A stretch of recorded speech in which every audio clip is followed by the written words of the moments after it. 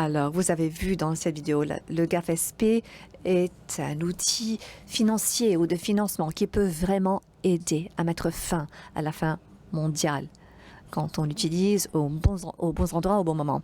Dans les derniers 10 ans, le GAFSP a fait énormément de travail autour du monde. Je veux vous présenter Natasha Hayward, qui est la chef de programme chez GAFSP. Elle va vous parler de ce travail, elle va vous donner des exemples.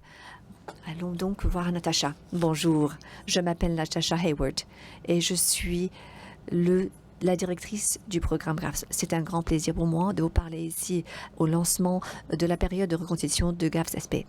Comme vous le savez, le G20 a lancé GAFSP il y a un peu plus d'une décennie en réponse à la crise des prix alimentaires 2007-2008. Leur vision n'était pas de mettre sur pied un fonds d'urgence, mais de soutenir les investissements ciblés au moyen et long terme dans la sécurité agricole et alimentaire dans les pays les plus pauvres du monde. Aujourd'hui, notre travail est plus urgent que jamais, avec la sécurité alimentaire, la faim croissante déjà donc aggravée par les conflits, la stabilité économique et par la pandémie.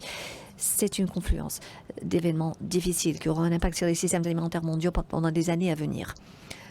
GAFSP a réagi rapidement à la COVID-19 en offrant un financement supplémentaire à nos projets qui existaient déjà, menés par les pays et les organisations de producteurs, profitant de leur présence sur le terrain, mais nous savons qu'il y a bien plus qu'on peut faire. Voilà pourquoi nous essayons de lever 1,5 milliard de dollars pendant cette période de 5 ans de reconstitution pour aider les petits exploitants, les entreprises dans les pays à recouvrir, à croître dans le moyen et long terme. GAFSP a œuvré dans 47 pays, en Afrique, en Asie, en Amérique latine, dans les Caraïbes et au Moyen-Orient, avec plus de la moitié des fonds de programmes qui soutiennent des pays dans les nations les plus fragiles et les plus affectées par le conflit.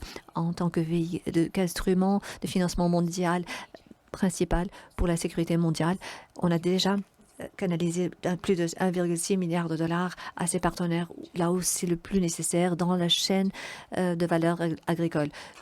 Nous avons alloué 1,3 milliard de dollars en subventions pour soutenir des plans d'investissement dans la sécurité alimentaire et agricole. Nous avons donné 13 millions de dollars aux investissements dans le secteur privé et nous avons soutenu des projets dirigés par des organisations de producteurs avec 13 millions de petites subventions. Aujourd'hui, plus de 13 millions d'exploitants agricoles et leurs familles, y inclut plus de 5 millions de femmes et de filles, bénéficient maintenant de revenus plus élevés, de productivité agricole plus élevée et de meilleures occasions pour eux-mêmes et pour la communauté ou pour elles-mêmes. Et nous reconstruisons des communautés plus saines, donnant à plus d'1 million de personnes un meilleur accès des aliments efficaces, sûrs et une meilleure éducation. Nous demandons à certains de nos partenaires comment ces projets ont affecté leur communauté, leur famille. Et voilà ce qu'ils nous ont dit.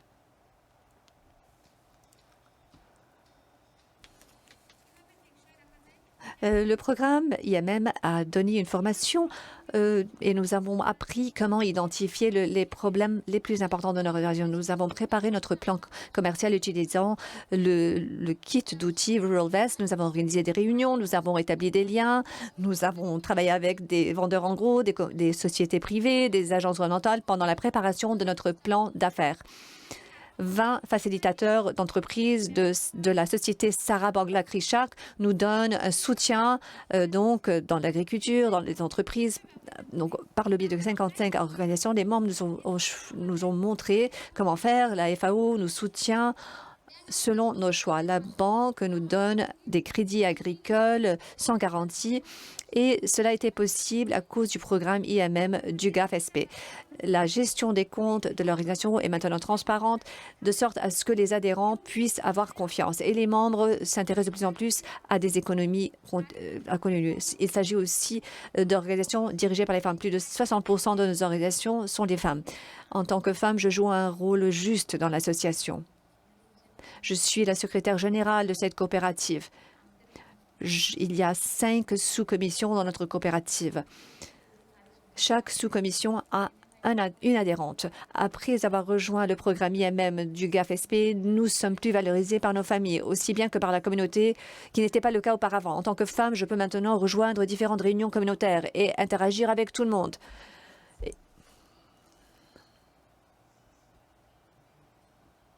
Le Malawi, financement, nos intérêts sont plutôt dans les exploitations de café de Noam Macadamia au Malawi.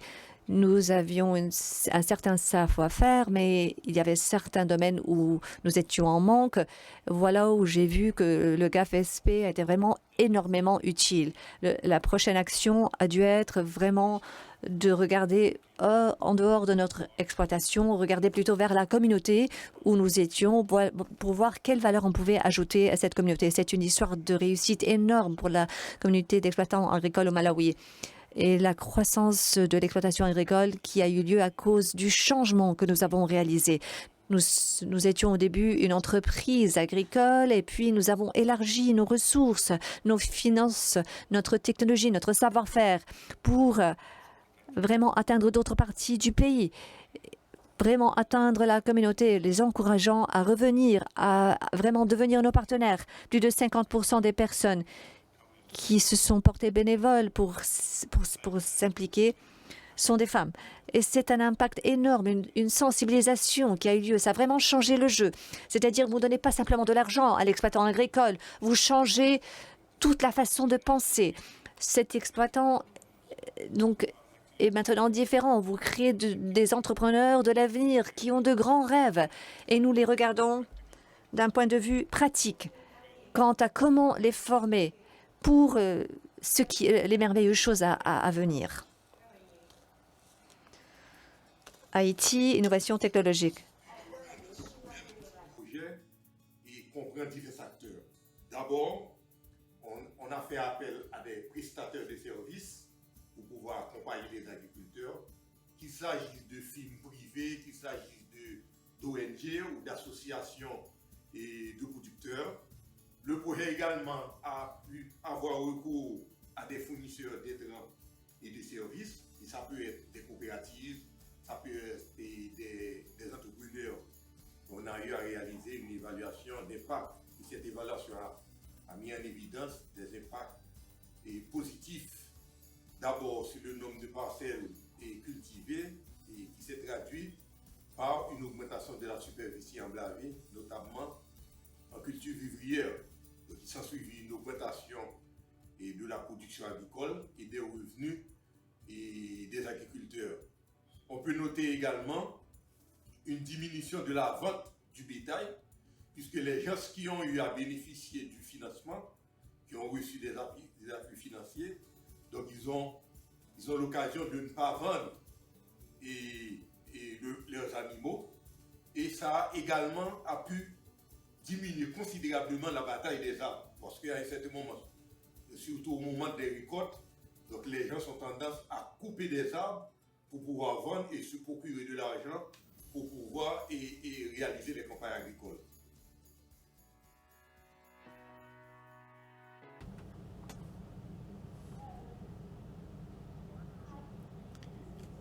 Le partenariat, c'est les programmes agricoles.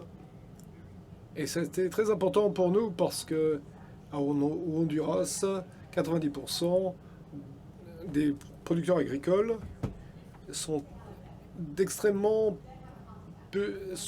opèrent à toute petite échelle. Il faut aider donc le tout petit producteur du Honduras qui n'a pas accès au crédit, loin s'en faut. Et il faut faire en sorte donc qu'il puisse avoir accès au crédit. Il faut des engrais, un matériel d'irrigation, assistance technique. On a également vu que notre main-d'œuvre, notre personnel technique ont acquis toute une foule d'autres compétences qu'ils n'avaient pas. Évaluation de crédit, évaluation et prestations, délivrance des crédits, suivi sur le terrain. La satisfaction des cultivateurs sont extrêmement élevées. Nous sommes sur la bonne voie maintenant. La prochaine étape maintenant, c'est d'opérer à voie nationale et au niveau de la sous-région centra-américaine. 29 membres répartis dans 21 villages de la commune. Donc, on les a expliqué que le projet GASPI doit mettre une unité de transformation des produits locaux, notamment le niébé. L'annonce de ce projet, vraiment, l'impact est réellement là parce que ça a vraiment permis aux jeunes de ne pas aller à l'exode, notamment même dans les orpaillages. Et en contrepartie, elles vont vendre ça au niveau de cette unité. Avant l'arrivée du projet GAF-SP, les femmes, notamment l'Union sabatée des femmes, avaient vraiment des difficultés d'avoir accès au crédit au niveau des institutions. Donc le projet GASPI a mis un fonds de garantie au niveau de la banque, notamment la BNDA, parce qu'elle travaille avec la BNDA, vraiment qui les a permis vraiment d'avoir accès au crédit facilement pour pouvoir financer leur production ainsi que la commercialisation aussi.